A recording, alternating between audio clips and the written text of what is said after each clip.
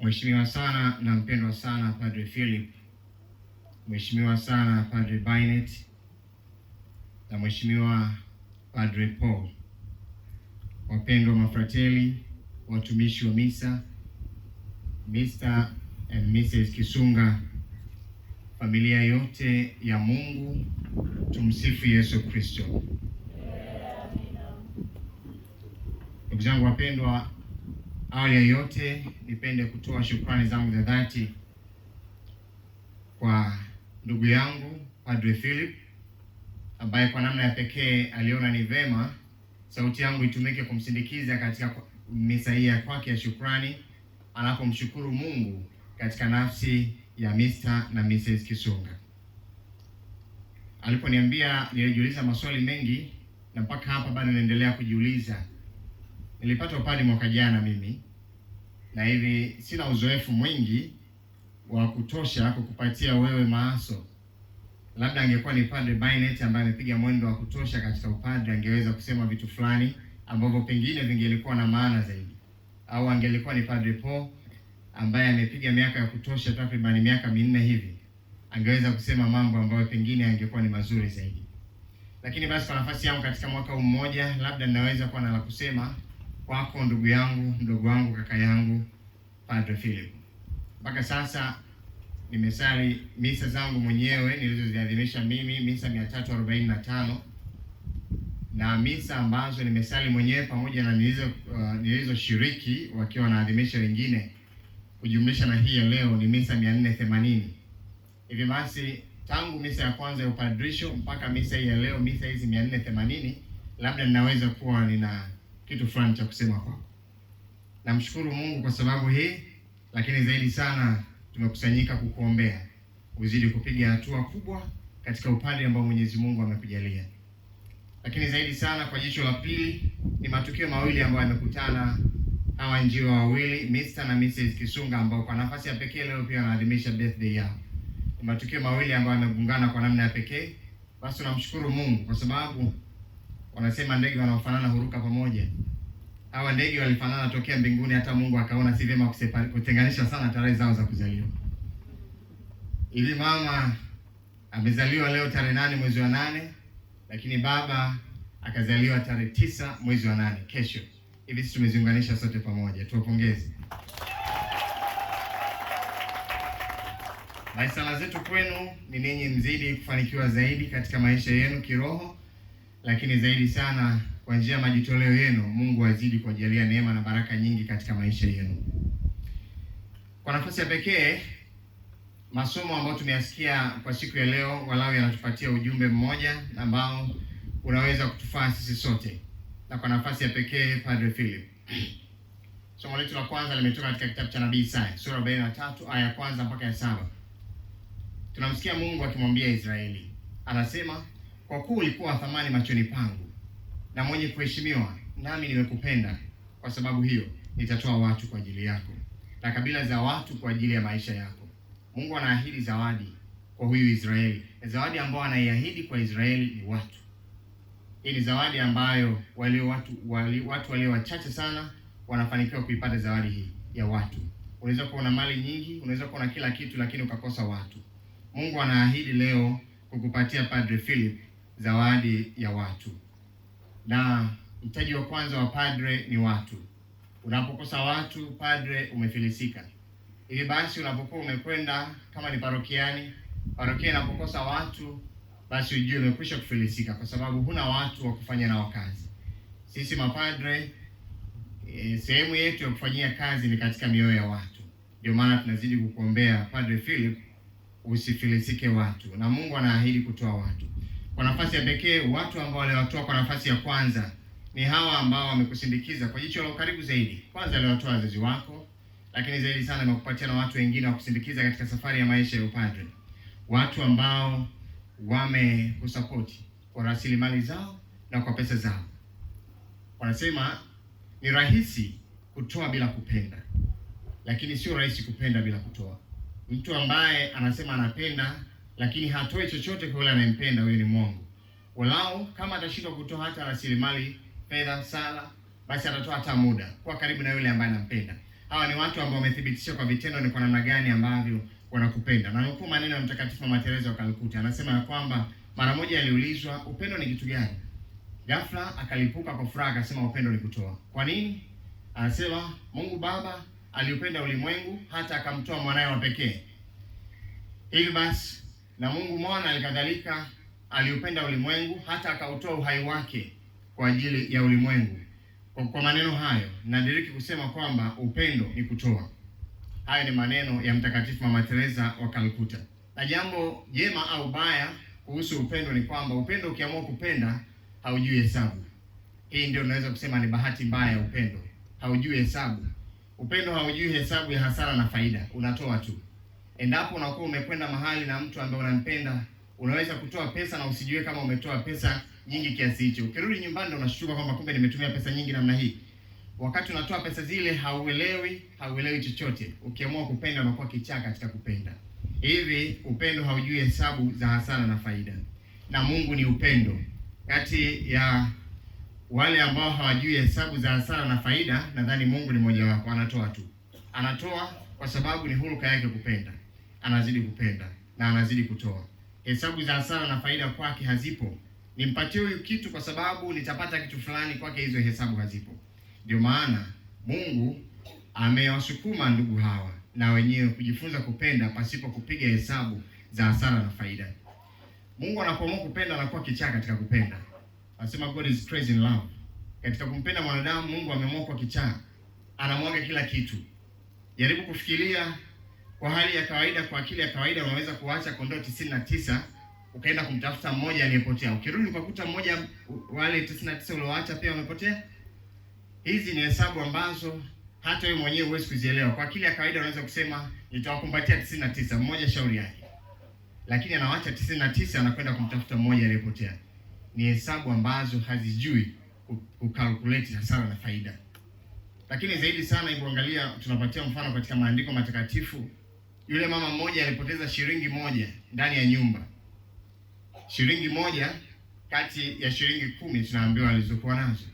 Lakini alifagia nyumba nzima, katoa kila kitu kwa ajili ya kuipata ile shilingi moja. Na alipoipata, kaita na majirani zake wakafanya sherehe. Yaani alichotumia kwa ajili ya kuipata ile shilingi moja ni kikubwa zaidi kuliko pesa yenyewe, thamani ya pesa yenyewe.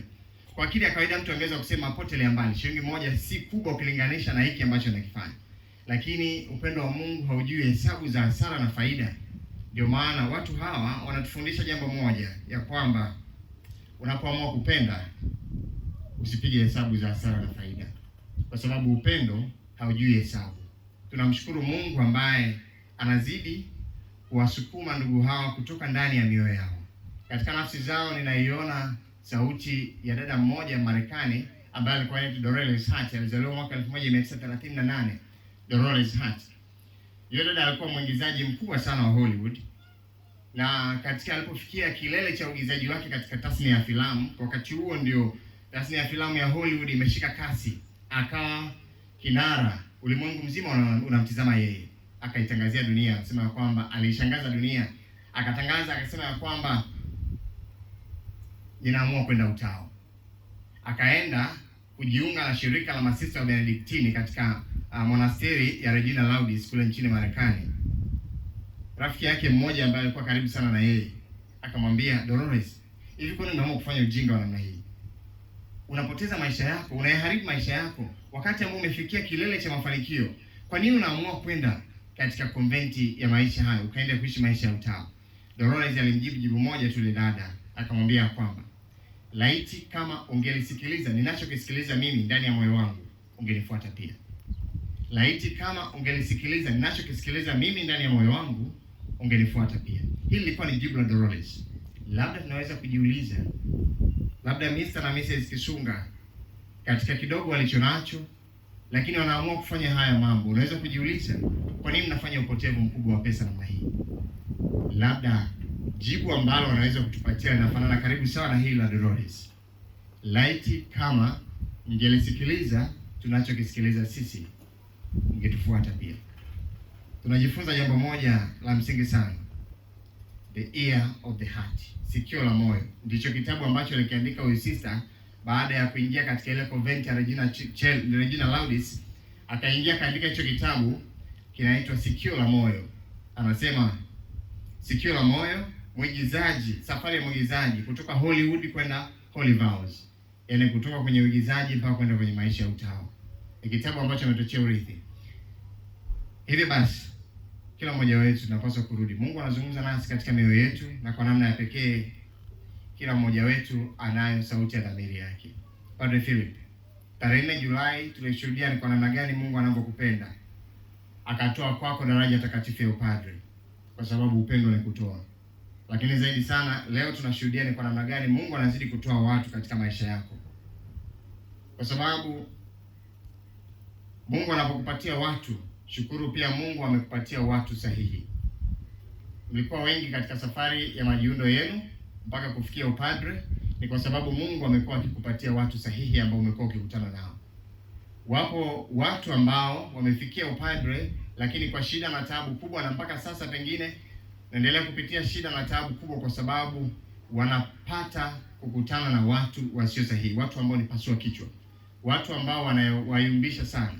Lakini nashukuru Mungu kwa sababu amekukutanisha na watu ambao wanazidi kukuimarisha, watu ambao wanakufariji na kutia moyo.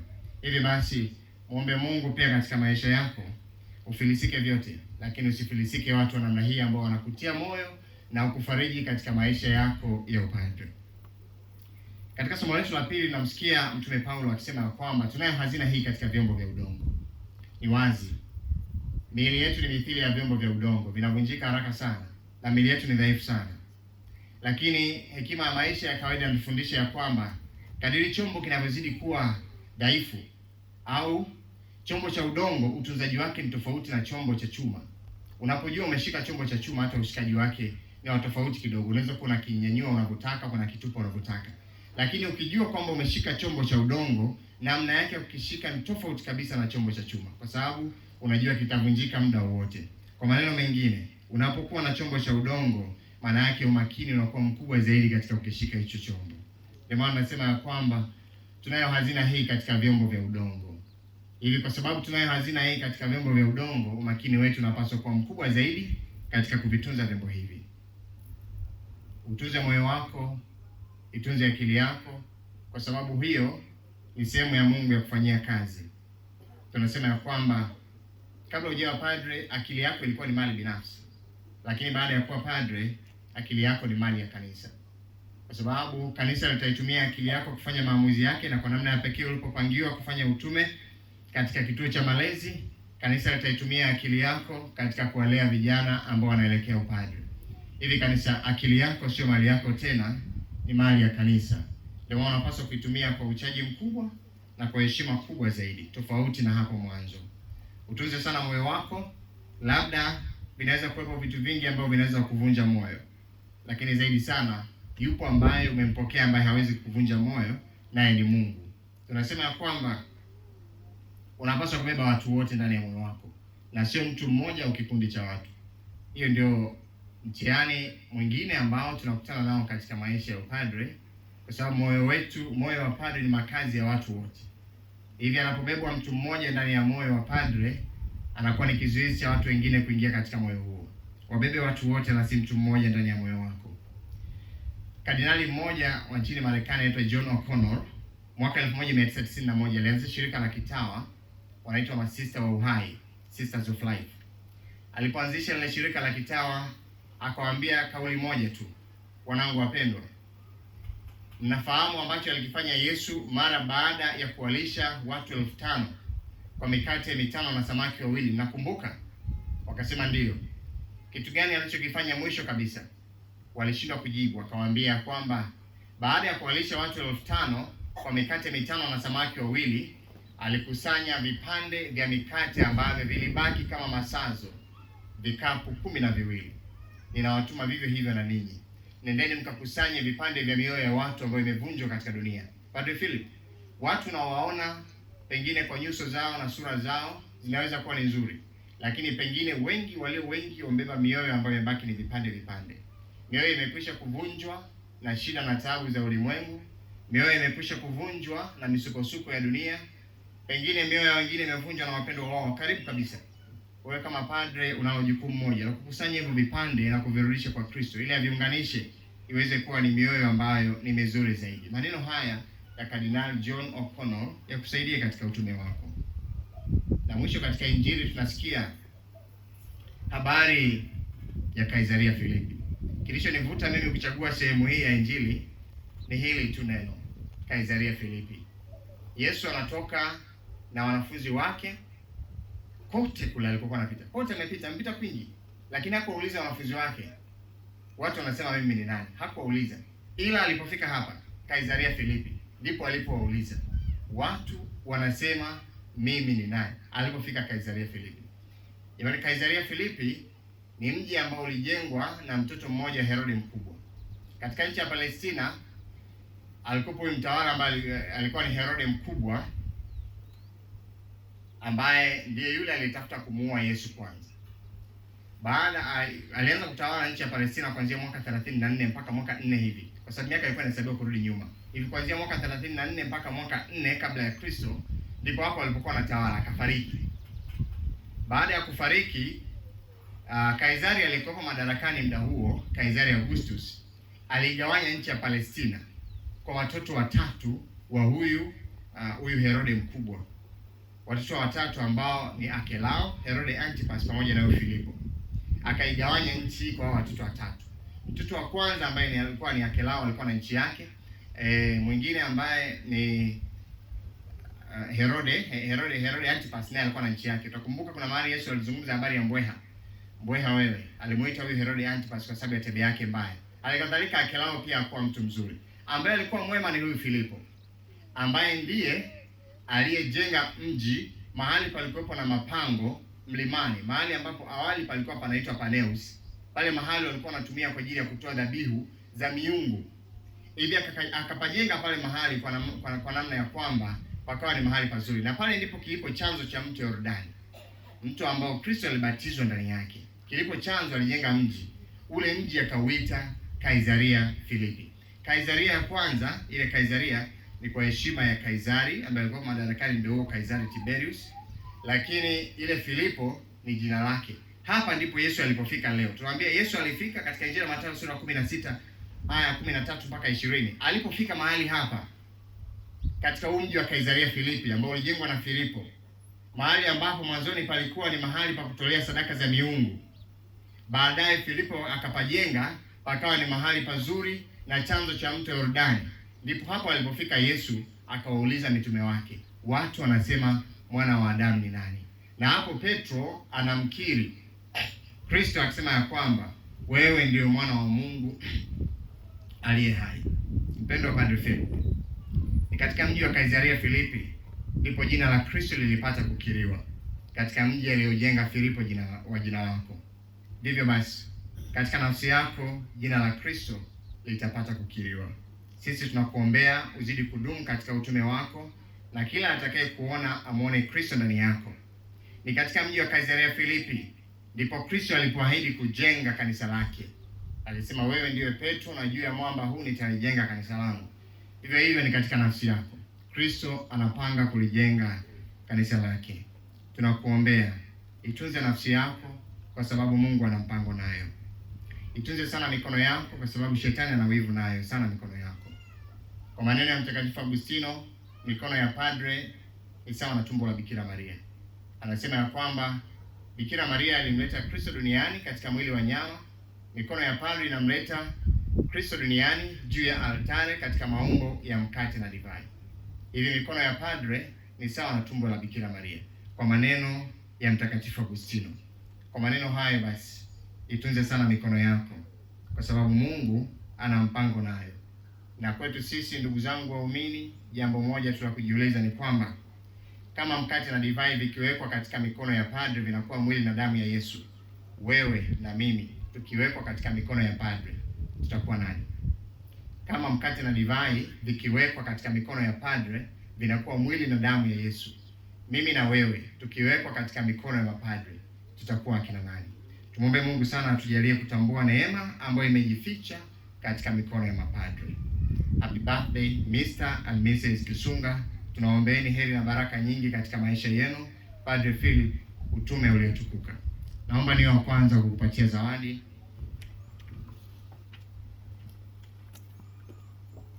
Ni ujumbe ambao nimeuandika kwako, lakini zaidi sana kuna picha ya moyo hapa. Watu ambao wameugusa moyo wako wakumbuke daima katika sadaka ya misa takatifu, na katika kila mahali unapokwenda ukumbuke kuna watu ambao wametoa sadaka katika maisha yako. Dear Father Philip, priest and brother, I'm sure in your life you have uttered so many yeses, but I hope you have witnessed how different was the yes you uttered on 4th July 2026. That yes was miraculous. That yes is the reason for all these celebrations people are making for you. For more celebrations, don't cease to say yes to Jesus. The more the yes, the more the celebrations. Good luck, brother. Kwa tafsiri sio sisi, kwa tafsiri sio rasmi, kwa tafsiri sio rasmi, mpendwa Father Philip, padre na kaka yangu, nina uhakika katika maisha yako umetamka ndio nyingi sana, lakini nina uhakika pia umeona ni kwa namna gani ndio ulioitamka tarehe 4 Julai mwaka 2026 ilivyokuwa ya tofauti. Ndio ile ilikuwa ya miujiza. Ile ndio sababu ya mashangilio haya yote ambayo watu wanayafanya kwa ajili yako. Kwa mashangilio mengine zaidi, usiache kusema ndio kwa Yesu. Kadiri unavyozidi kusema ndio, ndivyo mashangilio yanavyozidi kuwa mengi zaidi. Uwe na bahati njema kaka yangu.